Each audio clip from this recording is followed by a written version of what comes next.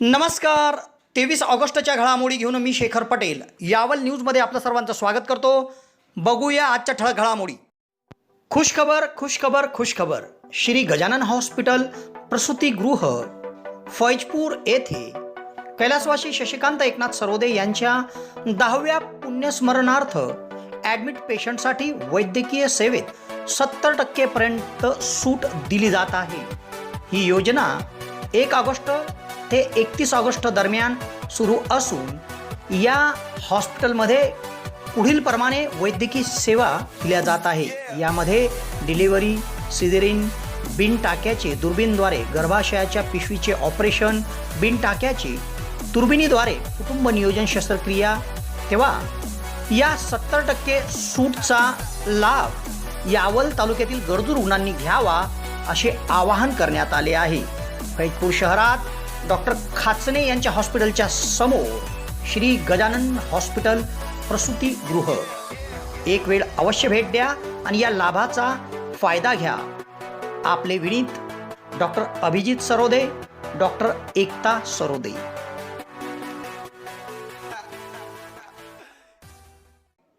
गिरळगाव शेत शिवारात 38 वर्षीय महिलेला शेत बांधाच्या वादातून दोघांची शिवीगाळ करून विळा मारण्याची धमकी.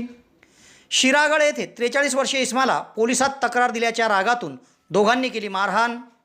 चिंचोली येथील शेत शिवारात 26 वर्षीय तरुणाला मागील भांडणाच्या कारणावरून एकाची मारहाण. यावल शहरातील 29 वर्षीय तरुणाला पैसे उधार दिले नाही म्हणून शिवीगाळ करून ठार मारण्याची धमकी. चिंचोली गावात 25 वर्षीय महिला व तिच्या पतीला मोटरसायकल दिली नाही या कारणावरून एकाने शिवीगाळ करून केली मारहाण. यावल महाविद्यालयात विद्यार्थिनींची आजी माजी सैनिकांसोबत रक्षाबंधन बॉर्डरवर पाठवण्यासाठी राख्या केल्या संकलित. यावल येथील गट साधन केंद्रात केंद्र पुरस्कृत नवभारत साक्षरता कार्यक्रमात तहसीलदारांनी घेतला आढावा. यावल तालुक्यातील 9 ग्रामपंचायतच्या प्रभागनिहाय प्रारूप प्रसिद्ध मतदार यादीवर 3 ग्रामपंचायतीमधून 13 हरकती प्राप्त. मोहराळा शेत शिवारात काम करणाऱ्या शेतमजुराला सर्पदंश, यावल रुग्णालयात उपचार सुरू. तर दहिगाव विद्यालयात चंद्रयान 3च्या यशस्वी लँडिंगच्या पार्श्वभूमीवर विद्यार्थ्यांमध्ये मिठाई वाटप करून केला जल्लोष. आता बघूया सविस्तर घडामोडी. सुवर्णसंधी सुवर्णसंधी सुवर्णसंधी. यावल तालुक्यातील पहिलेच QCI व DGET मान्यताप्राप्त श्री गणेश ITI यावल या ठिकाणी फिटर, इलेक्ट्रिशियन व बांधकाम पर्यवेक्षण या ट्रेडसाठी प्रवेश देणे सुरू. प्रशिक्षणार्थ्यांना प्रशिक्षणानंतर हमखास नोकरीची संधी व संस्थेच्या माध्यमातून कॅम्पस इंटरव्ह्यू घेतले जाणारे पहिलेच यावल तालुक्यातील श्री गणेश ITI यावल. तेव्हा त्वरा करा उज्ज्वल भविष्यासाठी. आजच आपला प्रवेश निश्चित करा. पत्ता सातोद रोड, नवीन कन्या शाळेजवळ, श्री गणेश ITI यावल. संपर्क 93 70 94 84 82. गिरळगाव शेतशिवारामध्ये एका 38 वर्षीय महिलेला शेतबांधाच्या कारणावरून दोघांनी शिवीगाळ करून विळा मारण्याची धमकी दिली. तेव्हा 38 वर्षीय महिलेने यावल पोलीस ठाण्यात दोघांविरुद्ध तक्रार नोंदवली आहे.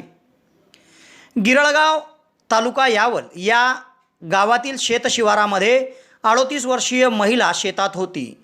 दरम्यान त्यांचा शेतातील सामायिक बांधवर लावलेल्या पाण्याच्या पिलरवरून वाद झाला आणि शेजारील शेतकरी दोघांनी 38 वर्षीय महिलेला शिवीगाळ करून आमच्या नांदी लागली तर विड्याने मारून टाकू अशी धमकी दिली. तेव्हा 38 वर्षीय महिलेने थेट यावल पोलीस ठाणे गाठले आणि यावल पोलीस ठाण्यात गिरळगाव गावातील दोघांविरुद्ध शेतबांधाच्या कारणावरून आपल्याला दोघांनी शिवीगाळ करून विड्याने मारण्याची धमकी दिली म्हणून तक्रार नोंदवली आहे. आपल्याला गृहोपयोगी साहित्य आणि वस्तू खरेदी करायची आहे तर यावल शहरातील यश एजन्सीमध्ये भेट द्या. या ठिकाणी आगामी उन्हाळ्याच्या पार्श्वभूमीवर कूलर, फ्रीज आणि ACवर विविध प्रकारची ऑफर सुरू आहे. या ऑफरमध्ये साहित्य खरेदी केल्यावर हमखास भेटवस्तू मिळत आहे. तेव्हा तुम्हाला जर या उन्हाळ्यात खरेदी करायची आहे तर यावल शहरातील यश एजन्सीमध्ये भेट द्या. यावल तालुका शेतकरी खरेदी विक्री संघाचे व्यापारी संकुलात यश एजन्सी हे भव्य दालन आपल्या स्वागतासाठी सज्ज आहे. शिरागड या गावात एका 43 वर्षीय इस्माला पोलिसात तक्रार दिल्याच्या कारणावरून दोघांनी शिवीगाळ करून मारहाण केली आणि मारून टाकण्याची धमकी दिली। तेव्हा 43 वर्षीय इस्माने दोघांविरुद्ध यावल पोलीस ठाण्यात तक्रार नोंदवली आहे। शिरागड तालुका यावल या गावातील एक 43 वर्षीय इसम हा आपल्या गावात होता। दरम्यान मराठी शाळेच्या मागे सार्वजनिक जागेवर या 43 वर्षीय इस्माला दोघांनी गाठले आणि तू आमच्याविरुद्ध पोलिसात तक्रार का केली याचा राग येऊन या दोघांनी 43 वर्षीय इस्माला शिवीगाळ करून मारहाण केली आणि तुला मारून टाकू अशी धमकी दिली।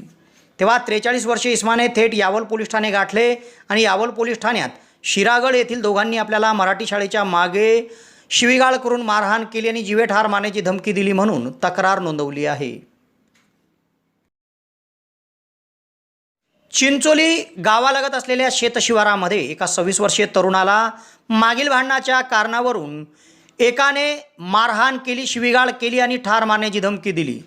तेव्हा 26 वर्षीय तरुणाने यावल पोलीस ठाण्यात चिंचोली गावातील एकाविरुद्ध तक्रार नोंदवली आहे। चिंचोली तालुका यावल या गावालगत दीपक बडगुजर यांचे शेत आहे। या शेतबांधावर गावातील 26 वर्षीय तरुण असताना त्या ठिकाणी चिंचोली गावातीलच एक जण आला आणि त्याने मागील भांडणाच्या कारणावरून 26 वर्षीय तरुणाला शिवीगाळ करून मारहाण केली आणि मारून टाकण्याची धमकी दिली। तेव्हा 26 वर्षीय तरुणाने थेट यावल पोलीस ठाणे गाठले आणि यावल पोलीस ठाण्यात आपल्याला चिंचोली गावातीलच एकाने मागील भांडणाच्या कारणावरून चिंचोली गावालगत असलेल्या दीपक बडगुजर यांच्या शेताच्या बांधावर शिवीगाळ करून मारहाण केली आणि ठार मारण्याची धमकी दिली म्हणून तक्रार नोंदवली आहे।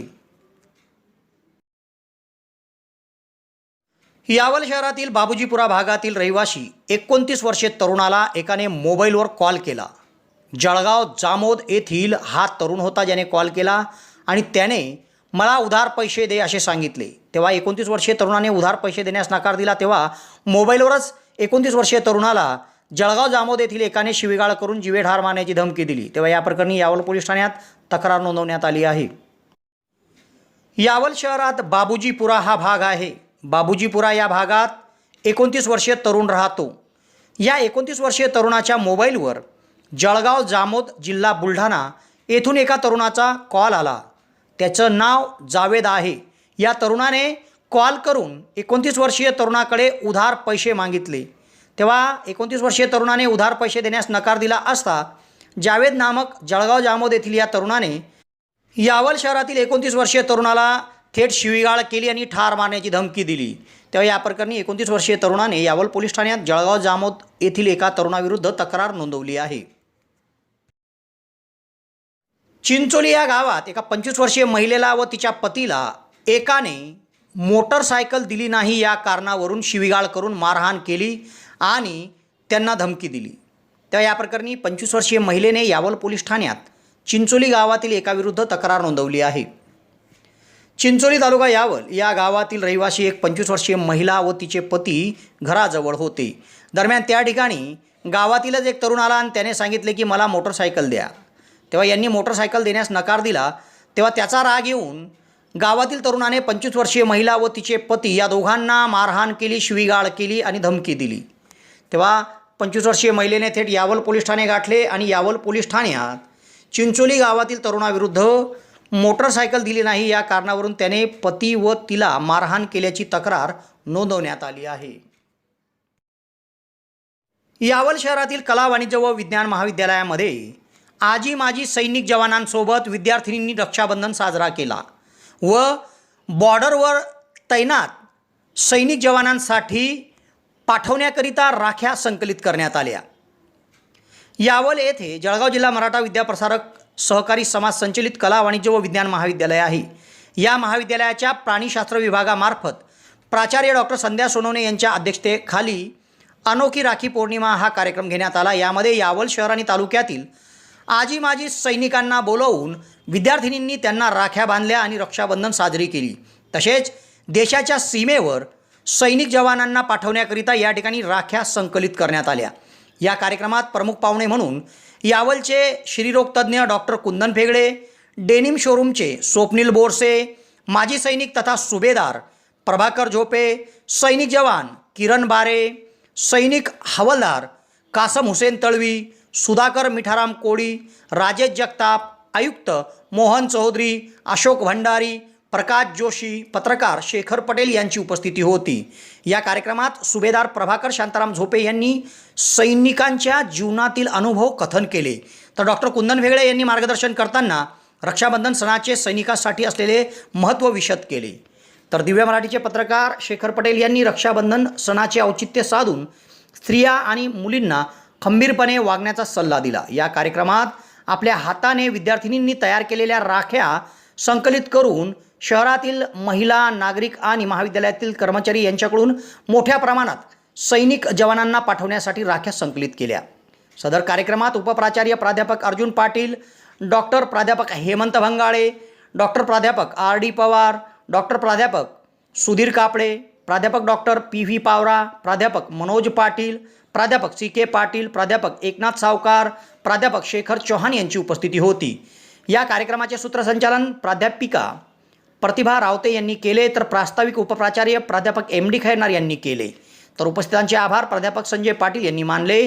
कार्यक्रमाच्या यशस्वीतेकरिता प्राणीशास्त्र विभागाचे प्राध्यापक आर एस तळवी, प्राध्यापक मयूर सोनोने, प्राध्यापक सुभाष कामटी, योगेश लावणे, प्राध्यापक डॉक्टर निर्मला पवार, प्राध्यापक डॉक्टर वैशाली कोष्टी, प्राध्यापक रजनी इंगळे, प्राध्यापक नरेंद्र पाटील, प्राध्यापक अर्जुन गाढे, प्राध्यापक प्रशांत मोरे आदींनी सहकार्य केले। मोठ्या उत्साहात हा आगळा वेगळा कार्यक्रम संपन्न झाला। जिल्ह्यात पहिला होतो मी 4वी 7वी 11वीच्या बोर्डात जिल्ह्यात पहिला, पण शिक्षणाला पैसा नव्हता। कारण माझे वडील स्वतः तालुका मास्तर होते, पण पगार किती होता? 30 रुपये फक्त। हे कधीची गोष्ट 67 ची, आणि मी 67 मध्ये मी स्वतः ते सोडलं आणि आर्मीत भरती झालो। 67 ते 90 आर्मी 24 वर्षे काढलेली सेना। पण सर्व सैन्यात आजचा का आपण महोत्सव कोणता करतोय? रक्षाबंधन। 67 पासून बिलकुल आजपर्यंत म्हटलं तरी त्याने आजपर्यंत अजून पुढचा बुधवार आहे रक्षाबंधन। माझ्या बहिणीच काय, माझ्या मानलेल्या जेवढ्या बहिणी होत्या माझ्या बॉर्डरवर माझ्या राख्या पोहोचत होत्या आमच्या, त्याही साजरा करतोय। कारण आज जो भाऊ आपल्याला दिसत नाही, पण तो सीमेवर आपलं रक्षण करतोय।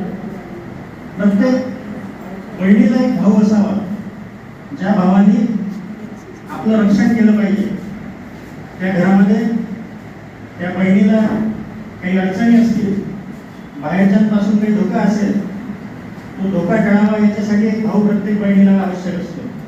आणि आज आपल्या या सर्व बहिणींना असे भाऊ मिळाले जे आपल्या देशाचं रक्षण करत आहेत, संपूर्ण देशाचं।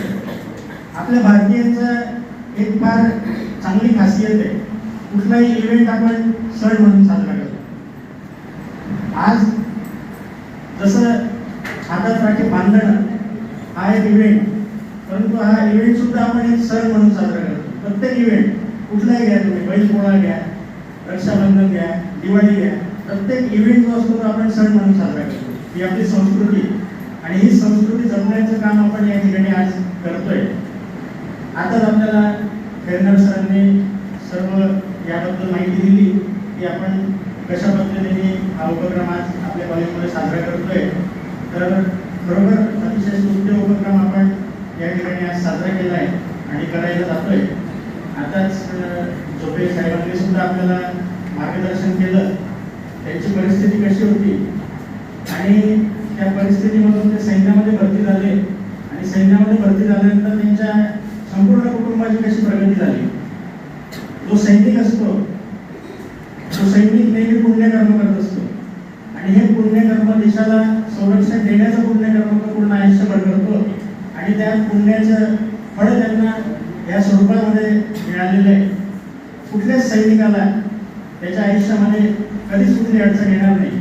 त्यामुळे अशा सैनिकांना मी दिवावंदन करतो, आणि या ठिकाणी उपस्थित सर्व बहिणींना विनंती करतो की त्यांनी प्रत्येकाने एक एक राखी आपल्या सैनिकापर्यंत पोहोचवायची आहे, जेणेकरून जे सैनिक आज त्या ठिकाणी सैन्यामध्ये बॉर्डरवर वेगवेगळ्या वातावरणामध्ये काम करत आहेत, अतिशय बिकट वातावरणामध्ये काम करत आहेत, तर त्यांना कुठेतरी एक मायाची त्यांना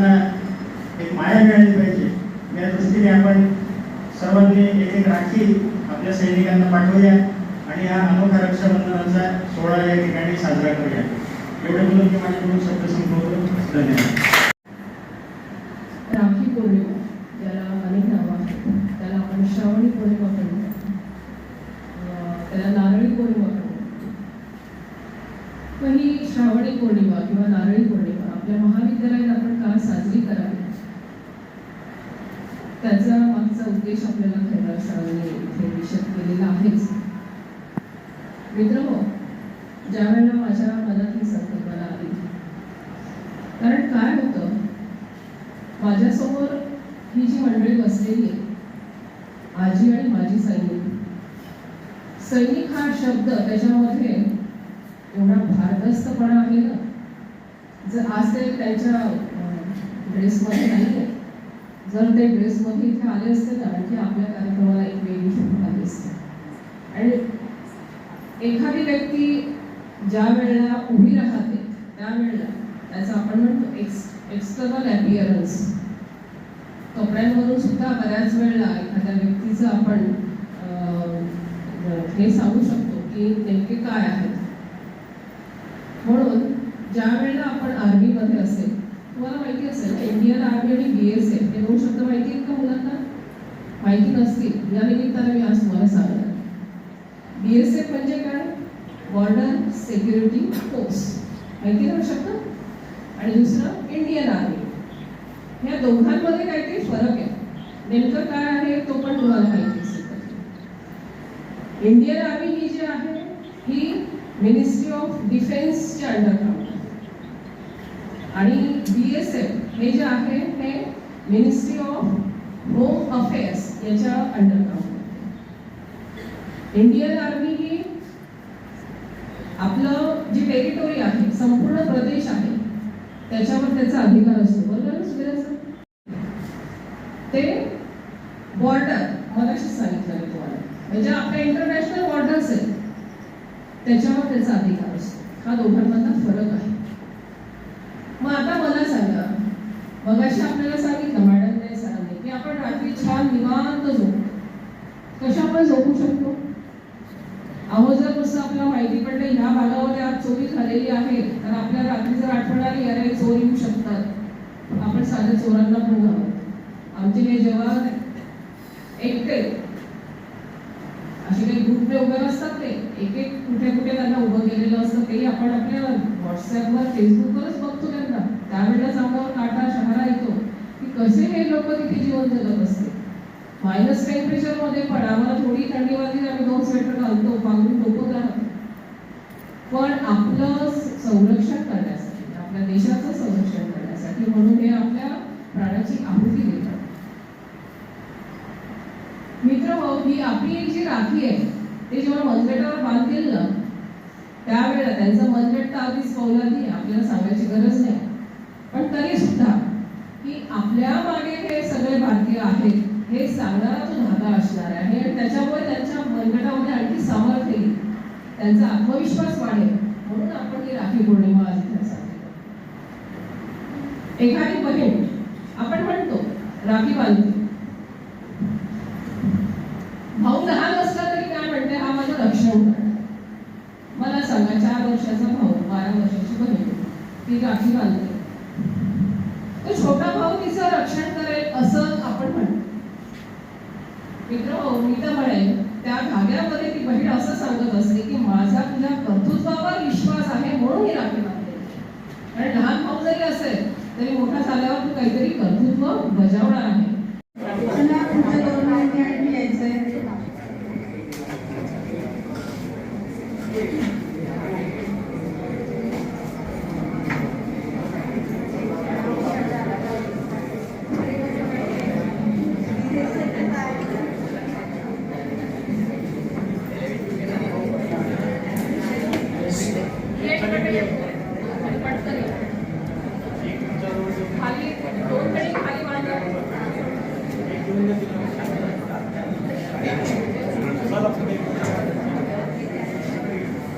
हे बाळा इकडे घ्या.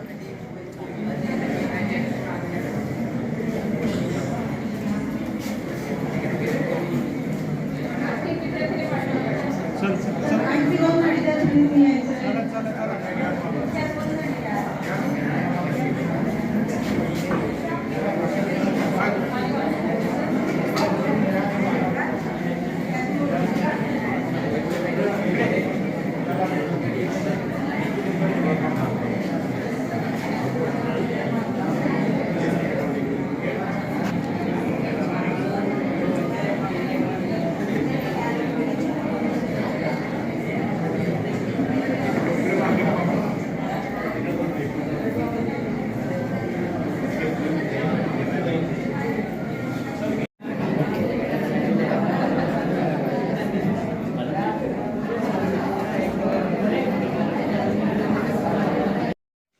यावल शहरातील गटसाधन केंद्रामध्ये केंद्र पुरस्कृत नवभारत साक्षरता कार्यक्रमाचा तहसीलदारांनी आढावा घेतला। यावल तालुक्यात ग्रामीण भागातील संपूर्ण गावात निरक्षरांचे सर्वेक्षण सुरू आहे व प्रत्येक घरातील स्त्री पुरुष नागरिकांची माहिती घेतली जात आहे। सदर सर्वेक्षण 31 ऑगस्टपर्यंत चालणार असून आजवर किती टक्के काम झाले याचा आढावा तहसीलदारांनी बैठकीत घेतला। यावल शहरातील सातोद रस्त्यावर असलेल्या गटसाधन केंद्रामध्ये केंद्र पुरस्कृत नवभारत साक्षरता कार्यक्रमाअंतर्गत निरक्षरांचे सर्वेक्षणबाबतची आढावा बैठक तहसीलदार मोहनमाला नाझीरकर यांनी घेतली। तहसीलदार यांनी तालुकास्तरीय समितीच्या संपूर्ण कामकाजाचा आढावा घेतला। त्या समितीच्या अध्यक्ष असून त्यांच्या नियंत्रणामध्ये यावल तालुक्यातील 67 ग्रामपंचायतीत असलेल्या एकूण 87 गावामध्ये शिक्षकसह ग्रामपंचायतच्या सरपंच यांच्या निगराणीत सर्वेक्षण सुरू आहे। दिनांक 31 ऑगस्टपर्यंत सदरील सर्वेक्षण सुरू राहणार असून आजवर कशा प्रकारे कामकाज चालले याबाबतचा आढावा त्यांनी या ठिकाणी घेतला। या बैठकीमध्ये तहसीलदार मोहनमाला नाझीरकरसह गटविकास अधिकारी तथा समितीच्या सदस्य सचिव डॉक्टर मंजुश्री गायकवाड, गट शिक्षणाधिकारी विश्वनाथ धनके उपस्थित होते। राष्ट्रीय शैक्षणिक धोरण 2020 मधील साक्षरता कार्यक्रमास संबंधितच्या संपूर्ण कार्यक्रमाची पूर्ततेकरिता हा उपक्रम घेण्यात आला आहे। तेव्हा या सर्वेक्षणाचा उद्देश म्हणजे निरक्षरांची संख्या निश्चित करणे आहे। तसेच सर्वे करणाऱ्या निरीक्षकांनी निरीक्षकांचे नाव, लिंग व प्रवर्ग हे नमूद करून कुटुंबनिहाय माहिती संकलित करणे आवश्यक आहे। या कार्यक्रमाचे सूत्रसंचालन केंद्र प्रमुख प्रमोद सोनार यांनी केले होते। तर गावात सुरू असलेल्या या नवभारत साक्षरता कार्यक्रमातील सर्वेक्षणामध्ये नागरिकांनी येणाऱ्या पथकाला सहकार्य करावे, योग्य माहिती द्यावी असे आवाहन तहसीलदार तथा समितीच्या अध्यक्ष मोहनमाला नाझीरकर यांनी केले आहे।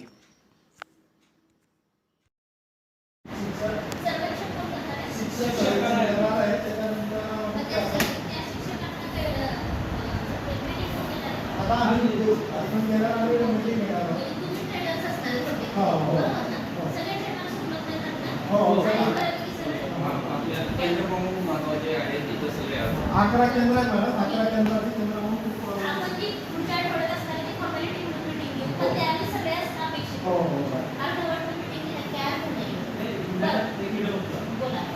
त्याच्या मीटिंगमध्ये सर्व अधिकारी बोलले तर गाव पातळीवर शिक्षकांना सर्वेक्षण करायचं आहे। तर त्याच्यासाठी ग्रामसेवक, तलाठी, त्याच्यानंतर अंगणवाडी सेविका, मदतनीस त्या त्या विभागाच्या अधिकाऱ्यांनी कुठल्या प्रकारे व्यवस्थित गाईडलाईन दिल्या की अशा प्रकारे त्या सर्वेक्षकांना मदत करायची तर ते इफेक्टिव्ह अगदी बरोबर।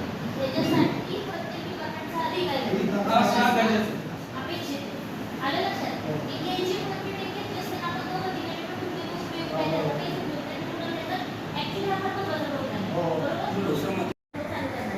म्हणजे आता तुम्ही ट्रेनिंग त्यांना कधी देणार शिक्षकांना?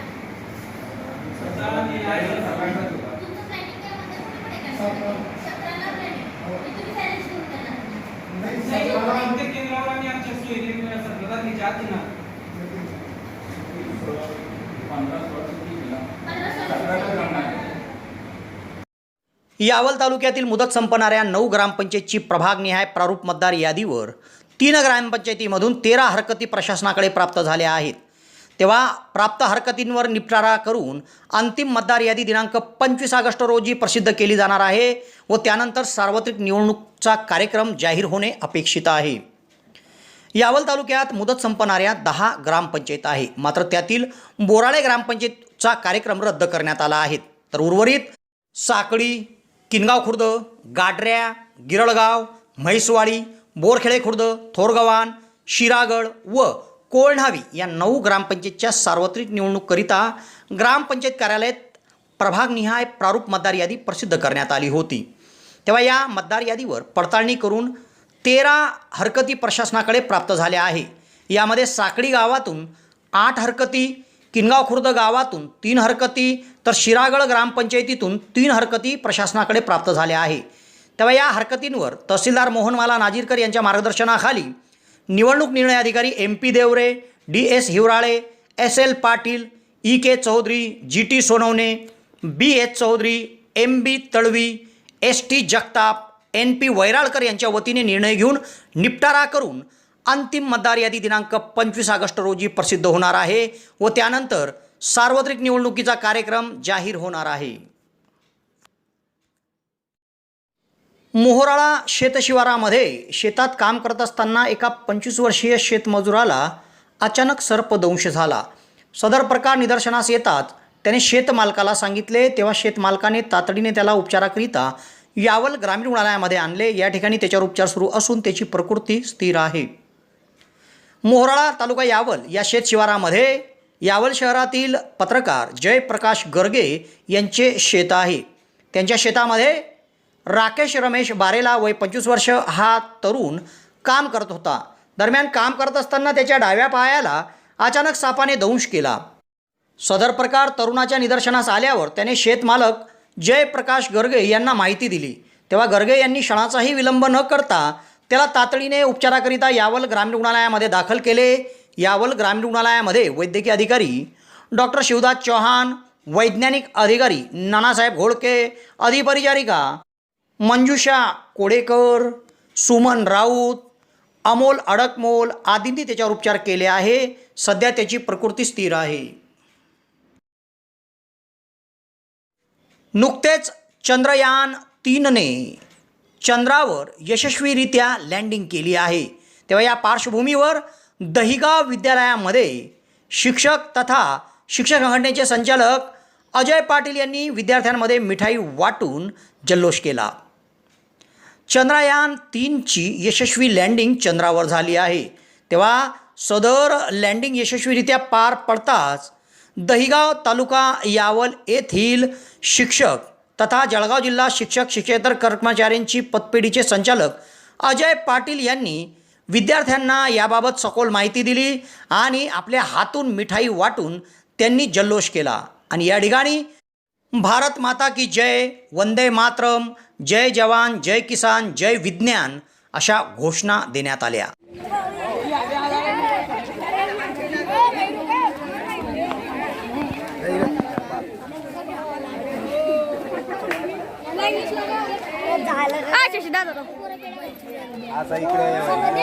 पोरात निघाल पाहिजे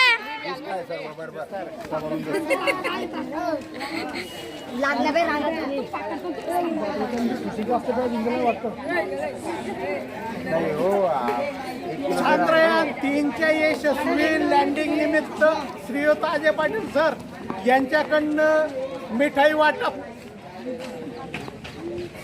बोला भारत माता की जय, वंदे मातरम, भारत माता की जय, वंदे.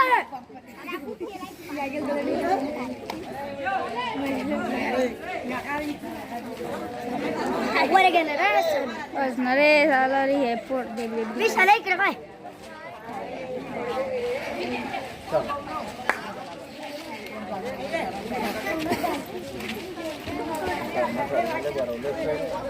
कोण आहे आमचा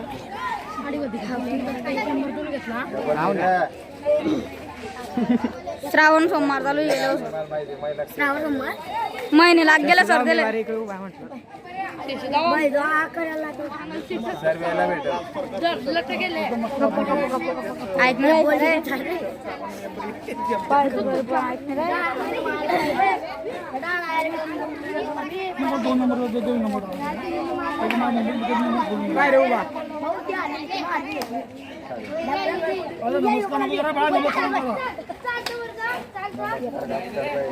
धर गौरा धर मला लाईक मन लागी मी लागतो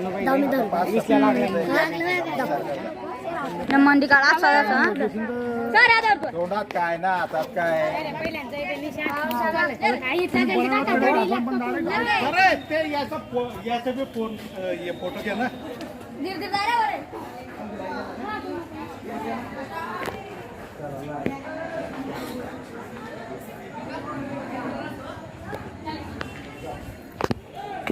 जाणार रे हो बऱ्या चला आता घरी या रे इकडे आणा रे.